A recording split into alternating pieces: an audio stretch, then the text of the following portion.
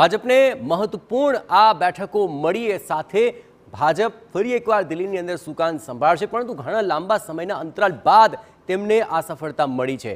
એક અલગ રીતે આપણે દર્શાવવાની કોશિશ કરીએ, જો દિલ્હીની અંદર જે અત્યારે માહોલ સર્જાયો અને ત્યારબાદ જે એક પછી એક બેઠકો મળી છે, આમ આદમી પાર્ટી માત્ર 23 બેઠકોની અંદર સમેટાઈ ગઈ છે, પણ ભાજપને આ વખતે મહત્વપૂર્ણ સફળતા હાથ લાગી છે। અત્યાર સુધીમાં જે પરિણામો આવી રહ્યા છે તેમાં 47 બેઠકો અંક કરવામાં ભાજપને સફળતા મળી છે, પણ કોંગ્રેસ માટે કોઈ હરખાવા જેવા સમાચાર નથી।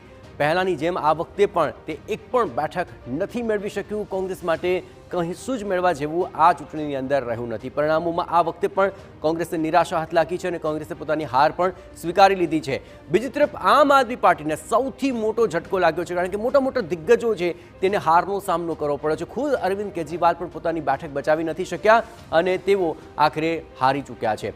પરંતુ જનતાનો જે મિજાજ છે તેને અલગ રીતે સમજવાનો પણ પ્રયત્ન કરીએ। જે વોટશેર છે તે પણ જો આપણે જોવા જઈએ તો આખરે આ બાબતની અંદર સૌથી મહત્વપૂર્ણ બાબત એ પણ છે કે વોટશેરની અંદર સૌથી મોટો ઉલટફેર પણ જોવા મળી રહ્યો છે। આપ જોઈ રહ્યા છો અહીં જ્યાં આમ આદમી પાર્ટી અને ભાજપ તેની વચ્ચે જે વોટશેર છે 46% અને 43%, આ એક ડિફરન્સીસ જોવા મળી રહ્યો છે। કોંગ્રેસને પણ અહીં આ વખતે વોટશેરની અંદર કોઈ ખાસ ફાયદો થતો જોવા નથી મળી રહ્યો, પરંતુ ભાજપ જે 3% વોટશેર વધુ મેળવી ગયું તેને કારણે તેની 47 જેટલી બેઠકો આવી રહી છે અને આમ આદમી પાર્ટીને 39 બેઠકોનું નુકસાન ભોગવવું પડી રહ્યું છે અને માત્ર 23 બેઠક ઉપર અત્યારે આમ આદમી પાર્ટી છે તે પોતાની શાખ બચાવી શક્યું છે। પરંતુ જીત અને હારના કારણો ચોક્કસપણે હવે જોવા રહ્યા।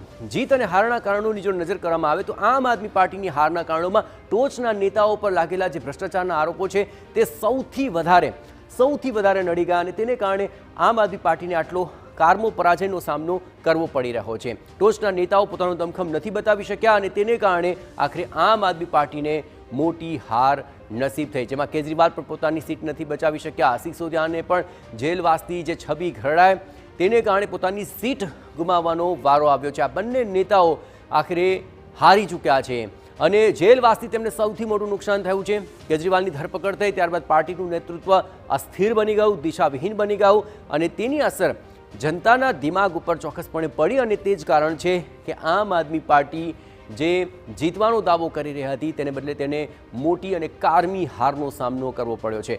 કેજરીવાલની વિશ્વસનીયતામાં જબરજસ્ત ઘટાડો જોવા મળ્યો અને તેને કારણે પ્રજાને આપેલા વાયદાઓ પૂરા ન કરતા મોટું નુકસાન આમ આદમી પાર્ટીને ભોગવવું પડી રહ્યું છે।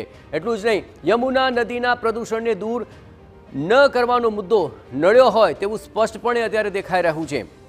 એ સિવાય જો ભાજપની વાત કરવામાં આવે તો તેણે આખરે જે દમખમ બતાવ્યો તેને કારણે જીત તો નસીબ થઈ છે, પણ મુખ્ય કારણો જો જોઈએ તો મોદીની વિકાસની રાજનીતિ પર લોકોને વિશ્વાસ બેઠો છે, એટલે કે આ જ બાબત સૌથી વધુ જીતનું મોટું કારણ ભાજપ માટે સાબિત થઈ રહ્યું છે। આ ઉપરાંત મોદી અને શાહ સહિતના નેતાઓનો ઝંઝાવતી પ્રચાર જોવા મળ્યો અને પ્રચારની અંદર જે એનર્જી જોવા મળી તે આખરે મતદાતાઓ સુધી પહોંચી છે।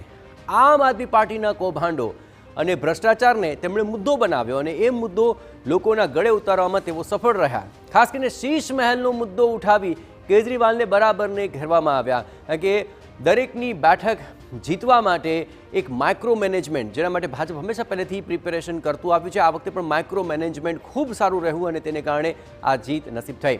યુપી બિહારના મતદારોને રીઝવવા માટે પણ એક ખાસ રણનીતિ બનાવવામાં આવી અને એ રણનીતિ કામ કરતી જોવા મળી રહી છે અને તેને કારણે ભાજપને જે જીત મળી છે તેના કારણોમાં આ તમામ પરિબળો ઘણા જ અસર કરતા સાબિત થઈ રહ્યા છે।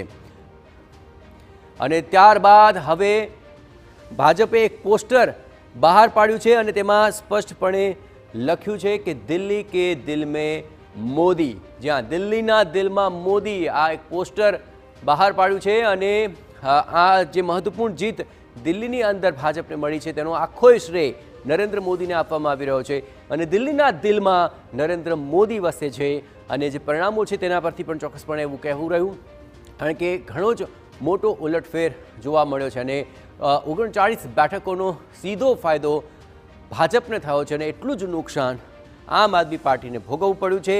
કોંગ્રેસ પોતાની એ જ સ્થિતિ પર અત્યારે યથાવત રહ્યું છે।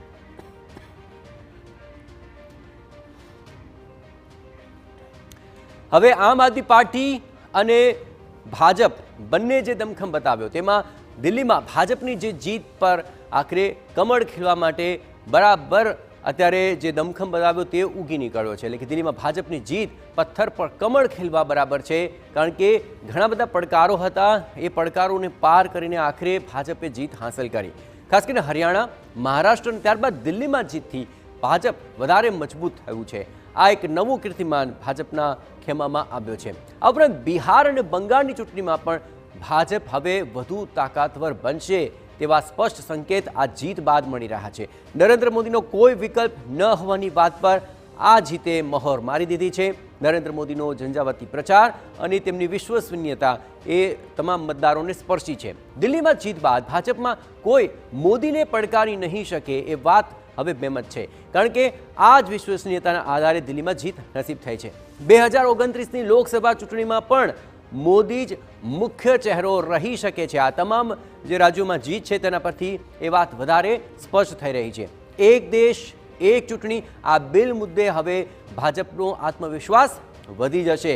એટલું જ નહીં, વકફ બોર્ડ સંશોધન બિલ જલ્દી પાસ કરવાનો રસ્તો પણ ખુલી શકે છે. આ તમામ એવા મુદ્દાઓ છે કે જે આગામી સમયની અંદર આ તમામ જીત તેની પર વધારે અસર કરતા સાબિત થઈ શકે છે. કોંગ્રેસને હાસ્યા પર રાખી એકજૂટ થઈ છે અને ત્યાં તમામ બાબતોને લઈને હવે આ જીતને લઈને પ્રતિક્રિયાઓ પણ આવી રહી છે. જ્ઞાનીબેન ઠાકુર પણ